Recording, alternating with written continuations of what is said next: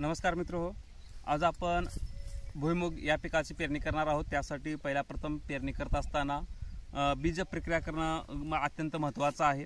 आपण 1 लिटर पाणी घेतलेलं, ते 1 लिटर पाण्यामध्ये बायोमिक्सचं द्रवरूप मिश्रण आहे। हे मिश्रण काय करायचे आहे, 1 लिटर पाण्यामध्ये 20 मिली आपण हे बायोमिक्स घेतलेलं आहे।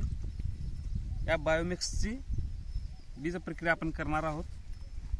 10 किलो बियाणं आहे।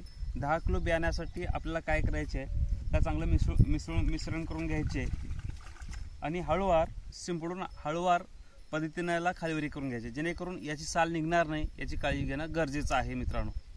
तर आपण थोडं शिंपडून घेऊया याच्यावरती।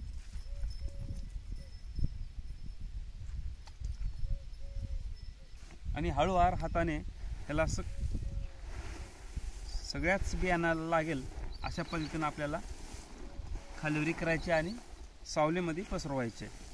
पसरून एक 10 मिनिटं सुकल्यानंतर आपल्याला पेरणी करायची।